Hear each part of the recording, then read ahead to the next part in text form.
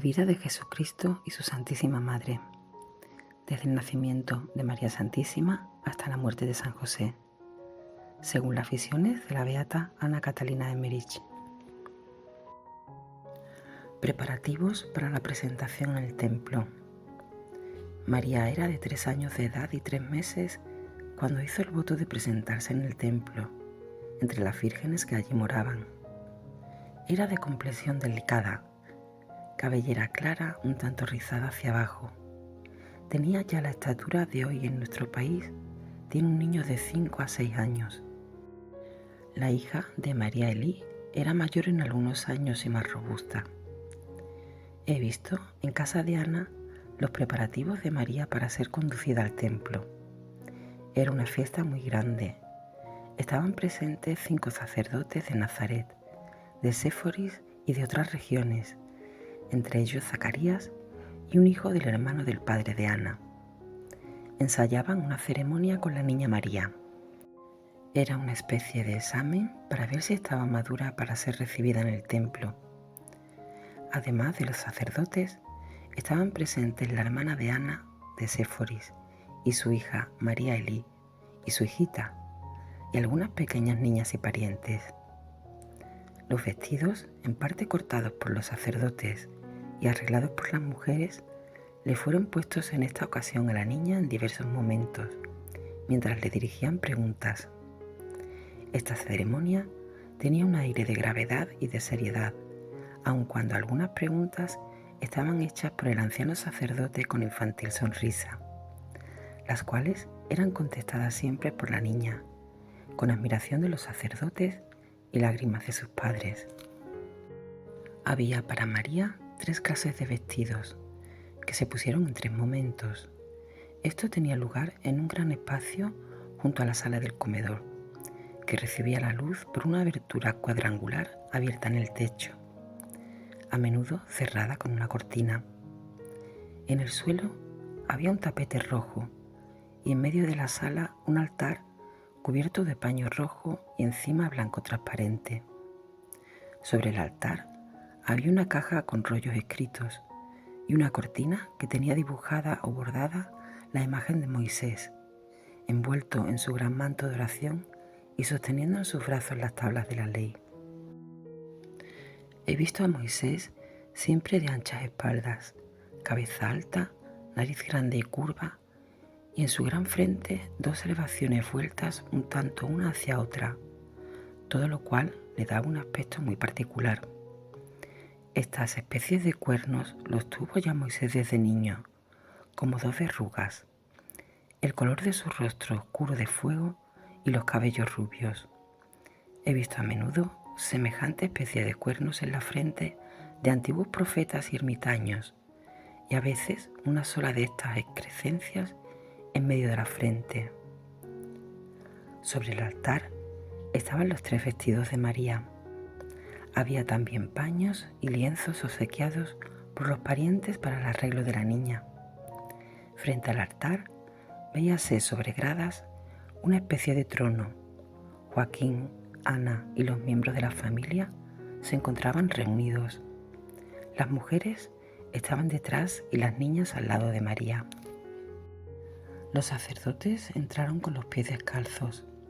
Había 5, pero solo 3 de ellos llevaban vestiduras sacerdotales e intervenían en la ceremonia. Un sacerdote tomó del altar las diversas prendas de la vestimenta, explicó su significado y presentólas a la hermana de Ana, Maraja de Séforis, la cual vistió con ellas a la niña María. Le pusieron primero un vestidito amarillo y encima, sobre el pecho, otra ropa bordada con cintas, que se ponía por el cuello y se sujetaba al cuerpo. Después, un mantito oscuro con aberturas en los brazos. Por arriba colgaban algunos retazos de género. Este manto estaba abierto por arriba y cerrado por debajo del pecho. Calzáronle sandalias oscuras con suelas gruesas de color amarillo. Tenía los cabellos rubios peinados y una corona de seda blanca con variadas plumas. Colocáronle sobre la cabeza un vuelo cuadrado de color ceniza que se podía recoger bajo los brazos para que estos descansaran como sobre dos nudos. Este velo parecía de penitencia o de oración. Los sacerdotes le dirigieron toda clase de preguntas relacionadas con la manera de vivir las jóvenes en el templo. Le dijeron, entre otras cosas: tus padres, al consagrarte al templo, han hecho voto de que no beberás vino ni vinagre, ni comerás uvas ni higos. ¿Qué quieres agregar a este voto? Piénsalo durante la comida. A los judíos, especialmente a las jóvenes judías, les gustaba mucho el vinagre y María también tenía gusto en beberlo. Le hicieron otras preguntas y le pusieron un segundo género de vestido. Constaba este de un azul celeste, con mantito blanco cruzado y un adorno sobre el pecho y un velo transparente de seda blanca, con pliegues detrás, como usan las monjas. Sobre la cabeza le pusieron una corona de cera adornada con flores y capullos de hojas verdes. Los sacerdotes le pusieron otro velo para la cara. Por arriba parecía una gorra, con 3 broches a diversa distancia, de modo que se podía levantar un tercio, una mitad o todo el velo sobre la cabeza. Se le indicó el uso del velo, como tenía que recogerlo para comer y bajarlo cuando fuese preguntada. Con este vestido presentóse María a los demás en la mesa. La colocaron entre los 2 sacerdotes y uno enfrente. Las mujeres con otros niños se sentaron a un extremo de la mesa, separadas de los hombres. Durante la comida probaron los sacerdotes a la niña María en el uso del velo. Hubo preguntas y respuestas. También se le instruyó acerca de otras costumbres que debía observar. Le dijeron que podía comer de todo por ahora, dándole diversas comidas para tentarla. María los dejó a todos maravillados, con su forma de proceder y con las respuestas que les daba. Tomó un poco de alimento y respondía con sabiduría infantil que admiraba a todos. He visto durante todo el tiempo a los ángeles en torno a ella, que le sugerían y guiaban en todos los casos.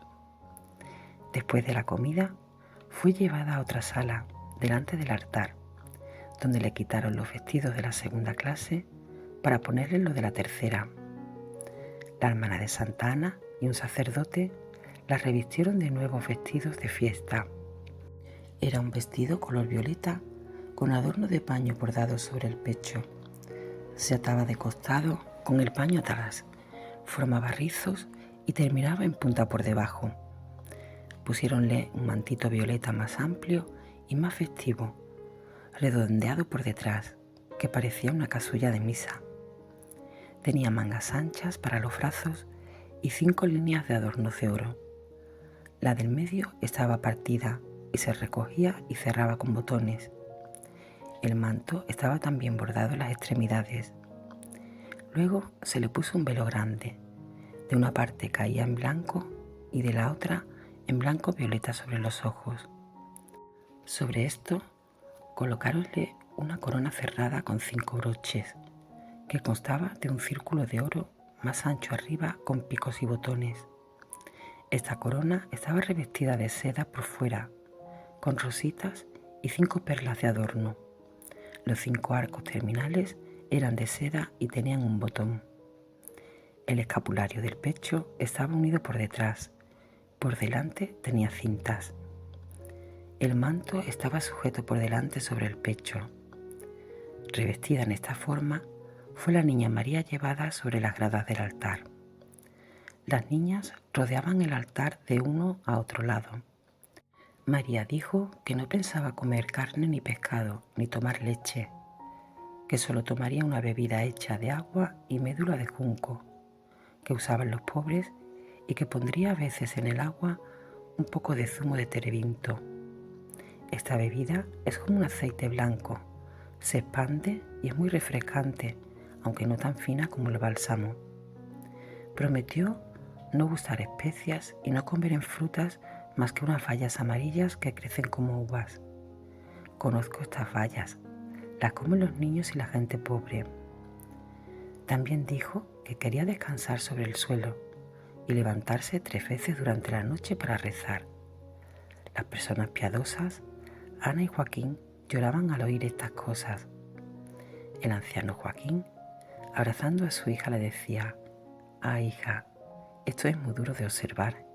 Si quieres vivir en tanta penitencia, creo que no te podré ver más a causa de mi avanzada edad». Era una escena muy conmovedora. Los sacerdotes le dijeron que se levantara solo una vez, como las demás, y le hicieron otras propuestas para mitigar sus abstinencias. Le impusieron comer otros alimentos, como el pescado, en las grandes festividades.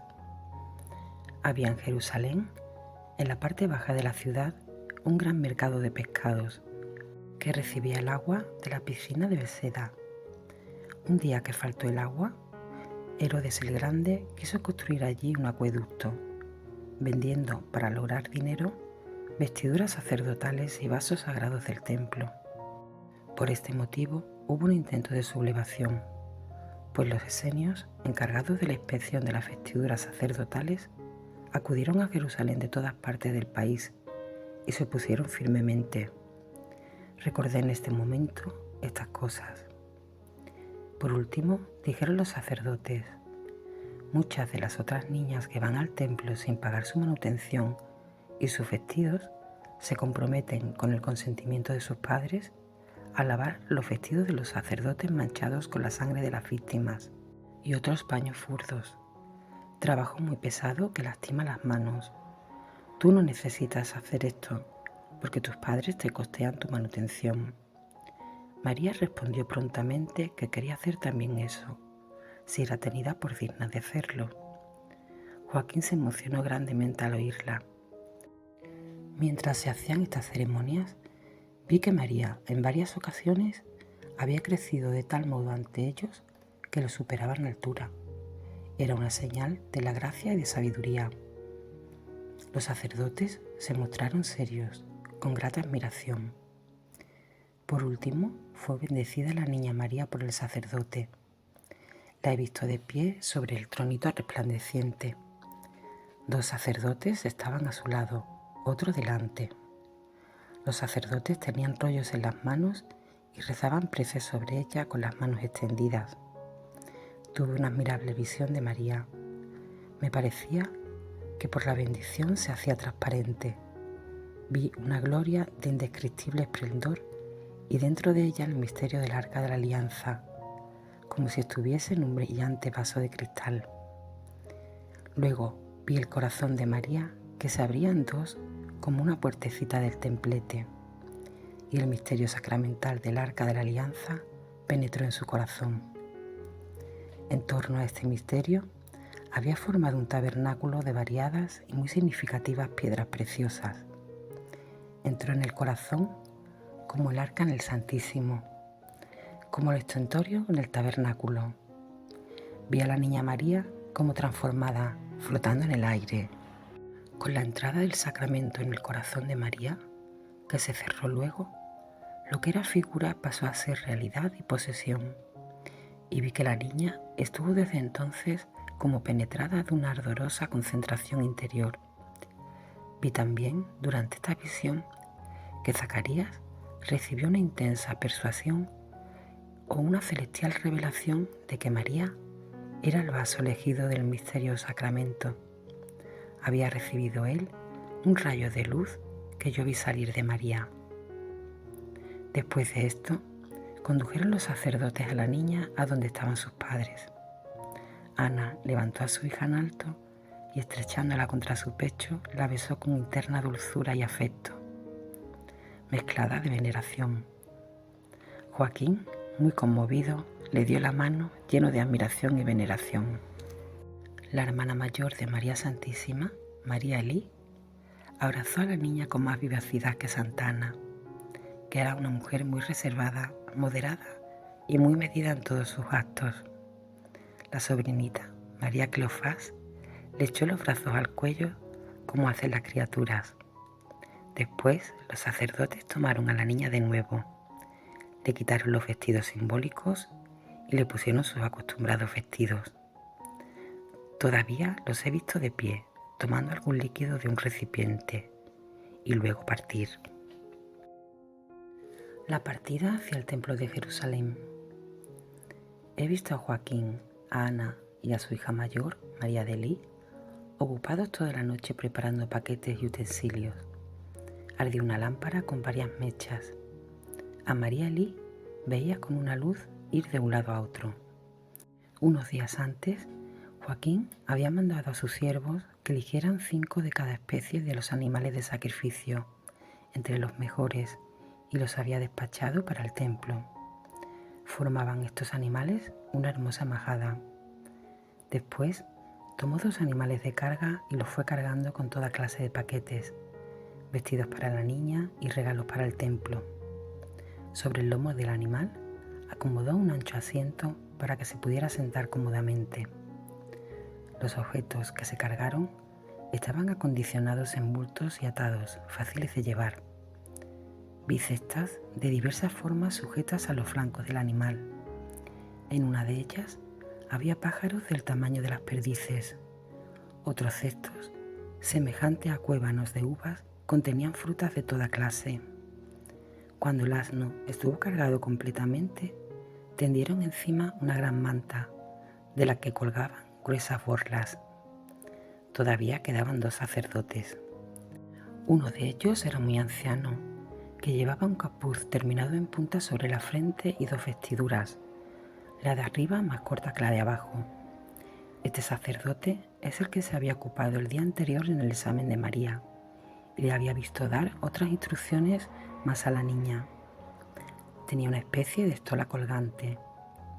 El otro sacerdote era más joven. María tenía en aquel momento algo más de 3 años de edad. Era bella y delicada y estaba tan adelantada como un niño de 5 años de nuestro país. Sus cabellos lisos, rizados en los extremos, eran de un rubio dorado y más largos que los de María Cleofás, de 7 años, cuya rubia cabellera era corta y crespa. Casi todas las personas mayores llevaban largas ropas de lana sin teñir. Yo notaba la presencia de 2 niños que no eran de este mundo. Estaban allí en una forma espiritual y figurativa, como profetas.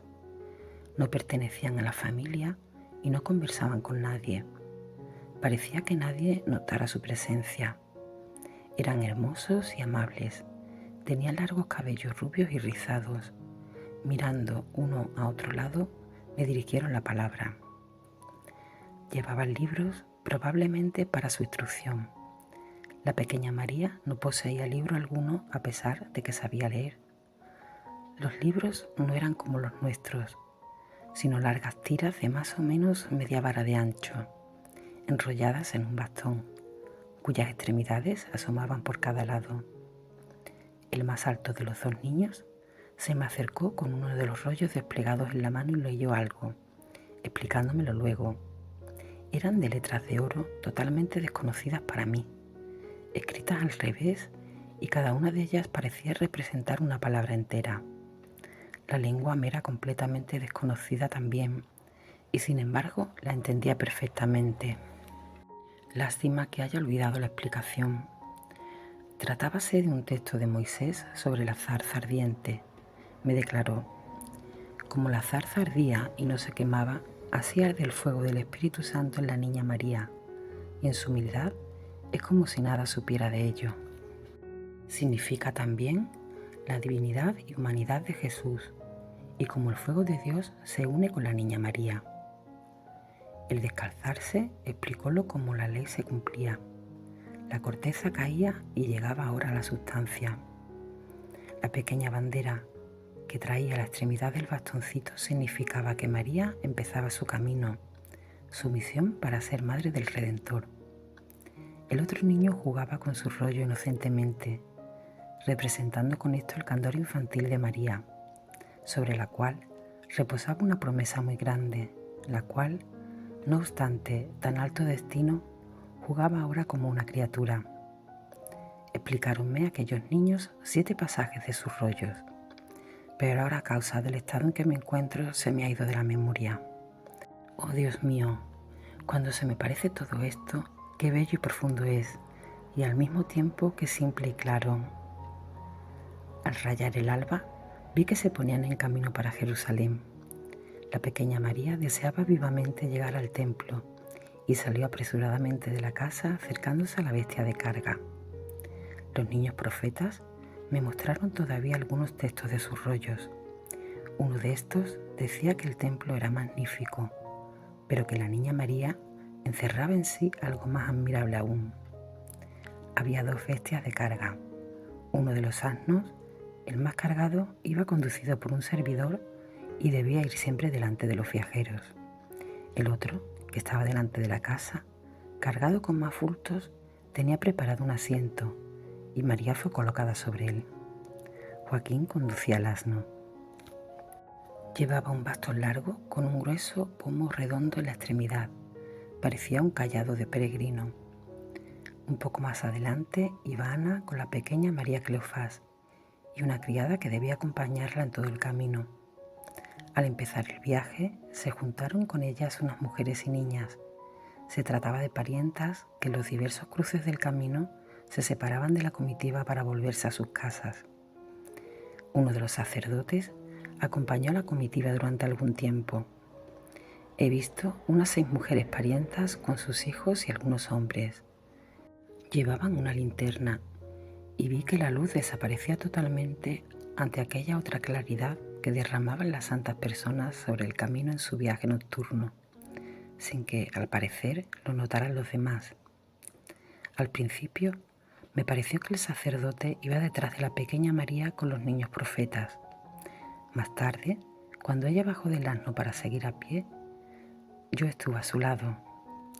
Más de una vez oí a mis jóvenes compañeros cantando el Salmo 44 y el 49. Supe por ellos que estos salmos serían cantados a doble coro cuando la niña fuera admitida en el templo. Lo escucharé cuando lleguen al templo. Al principio vi que el camino descendía en pendiente de una colina, para volver a subir después. Siendo temprano y habiendo buen tiempo, el cortejo se detuvo cerca de un manantial del que nacía un arroyo. Había allí una pradera y los caminantes descansaron sentándose junto a un cerco de plantas de bálsamo. Debajo de estos frágiles arbustos solían poner vasos y recipientes de piedra para recoger el bálsamo que iba cayendo gota a gota. Los viajeros bebieron bálsamo y echaron un poco en el agua, llenando pequeños recipientes. Comieron bayas de ciertas plantas que allí había, con panecillos que traían en las alforjas. En este momento desaparecieron los 2 niños profetas. Uno de ellos era Elías, el otro me pareció que era Moisés. La pequeña María los había visto, pero no habló de ello con nadie. Así sucede que a veces vemos en nuestra infancia a santos niños y en edad más madura a santas jóvenes o muchachos, y callamos estas visiones sin comunicarlas a los demás por ser tal momento un instante de gozo celestial y de recogimiento. Más tarde vi a los viajeros entrar en una casa aislada, en la que fueron bien recibidos y tomaron provisiones, pues los moradores parecían ser de la familia. En aquel sitio se despidieron de la niña Cleofás, que debía volver a su casa. Durante el día vi el curso del camino, que suele ser bastante penoso, pues hay muchas subidas y bajadas. En los valles hay a menudo neblina y rocío. Con todo, veo algunos lugares mejor situados, donde brotan flores. Antes de llegar al sitio donde debían pasar la noche, hallaron un pequeño arroyo. Se hospedaron en una posada al pie de una montaña en la cual se veía una ciudad. Por desgracia no recuerdo el nombre de esa ciudad, pues la he visto durante otros viajes de la Sagrada Familia, por lo cual confundo los nombres. Lo que puedo decir es que aquellos siguieron el camino que tomó Jesús en el mes de septiembre, cuando tenía 30 años e iba de Nazaret a Betania, y luego al bautismo de Juan. Y aun esto lo digo sin certidumbre completa. La Sagrada Familia hizo este camino más tarde en la huida a Egipto. La primera etapa fue Nazara, pequeño lugar entre Mashalot y otra ciudad ubicada en la altura más cercana a esta última. Veo por todas partes tantas poblaciones, cuyos nombres oigo pronunciar que luego confundo unos con otros. La ciudad cubre la ladera de una montaña y se divide en varias partes, si es que realmente todas forman una misma ciudad. Allí falta agua y tienen que hacerla subir desde el llano con la ayuda de cuerdas. Veo allí torres antiguas en ruinas. Sobre la cumbre de la montaña hay una torre que parece un observatorio con un aparato de mampostería que tiene vigas y cuerdas, como para hacer subir algo desde la ciudad. Hay una cantidad tan grande de estas cuerdas que el conjunto aparenta mástiles de buques. Debe haber como una hora de camino desde abajo a la cumbre de la montaña, desde donde se disfruta de una espléndida vista muy extensa. Los caminantes entraron en una posada situada en la llanura. En una parte de la ciudad había paganos, considerados como los esclavos para los judíos, debiendo someterse a rudos trabajos en el templo y en otras construcciones. Esta noche he visto a la pequeña María llegando con sus padres a una ciudad situada a 6 leguas más o menos de Jerusalén en dirección noroeste. Esta ciudad se llama Bet Horon y se encuentra al pie de una montaña. Durante el viaje atravesaron un pequeño río que desemboca en el mar en los alrededores de Jope, donde enseñó San Pedro después de la venida del Espíritu Santo. Cerca de Bet Horon tuvieron lugar grandes batallas que he visto y olvidado. Faltaban aún 2 leguas para llegar a un punto del camino desde donde se podía divisar a Jerusalén. He oído el nombre de este lugar, que ahora no puedo precisarlo. Bet Horon es una ciudad de levitas de cierta importancia. Produce hermosas uvas y gran cantidad de frutas. La Santa Comitiva entró en la casa de unos amigos, que estaba bien situada. Su dueño era maestro de una escuela de levitas y había allí algunos niños. Me admira ver allí a varias parientas de Ana con sus hijas, pequeñas que yo creía que habían regresado a sus casas al principio del viaje. Ahora advierto que llegaron antes, tomando algún atajo, quizás para anunciar la llegada de la Santa Comitiva. Los parientes de Nazaret, de Séforis y de Zabulón, que habían asistido al examen de María, se hallaban allí con sus hijas. Vi, por ejemplo, a la hermana mayor de María con su hija María de Cleofás y a la hermana de Ana, venida de Séforis con sus hijas. Con motivo de la llegada de la pequeña María hubo grandes fiestas. María fue llevada en compañía de otras niñas a una gran sala y puesta en un asiento alto, a semejanza de un trono dispuesto para ella. El maestro de escuela y otras personas hicieron toda clase de preguntas a María y le pusieron guirnaldas en la cabeza. Todos estaban asombrados por la sabiduría que manifestaba en sus respuestas. Oí hablar en esta ocasión del juicio y prudencia de otra niña que había pasado por allí poco antes, volviendo de la escuela del templo a la casa de sus padres. Esa niña se llamaba Susana y más tarde figuró en las santas mujeres que seguían a Jesús. En otra ocasión, Ana Catalina dijo que esta niña era pariente de María. María ocupó su puesto vacante en el templo, pues había un número fijo de plazas para estas jóvenes. Susana tenía 15 años cuando dejó el templo, es decir, cerca de 11 más que la niña María. También Santa Ana había sido educada allí a la edad de 5 años. La pequeña María estaba llena de júbilo por hallarse tan cerca del templo. He visto a Joaquín, que la estrechaba entre sus brazos llorando y diciéndole: «Hija mía, ya no volveré a verte». Habían preparado comida y mientras estaban en la mesa, vi a María ir de un lado a otro, apretarse contra su madre, llena de gracia, y deteniéndose detrás de ella, echarle los bracitos al cuello. Esta mañana, muy temprano, vi a los viajeros salir de Bet Horon para dirigirse a Jerusalén. Todos los parientes con sus criaturas se habían juntado a ellos y lo mismo los dueños de la casa. Llevaban regalos para la niña consistentes en ropas y frutas. Me parece ver una fiesta en Jerusalén. Supe que María tenía en ese momento 3 años y 3 meses. En su viaje no fueron a Usen Sera ni a Govna, a pesar de tener allí amistades. Pasaron solo por los alrededores. Vi que el maestro de los levitas con su familia los acompañó a Jerusalén. Cuanto más se acercaban a la ciudad, tanto más se notaba María contenta y ansiosa. Solía correr delante de sus padres. Lo dejamos aquí en el podcast de hoy para no hacer muy largo el vídeo, y ya para mañana intentaré de subiros los siguientes capítulos que los pongo en la pantalla. Ya con estos capítulos, cuando terminemos, empezamos ya narrando el nacimiento de Juan el Bautista. Si has llegado hasta aquí por primera vez, te informo de que la amarga pasión de Cristo por la beata Ana Catalina Emmerich la tengo completa ya en el canal, al igual que su vida, y me gustaría que te suscribieras y activaras la campanita para recibir todas las notificaciones. Tus me gustas y tus comentarios me ayudan muchísimo a la visibilidad de este canal.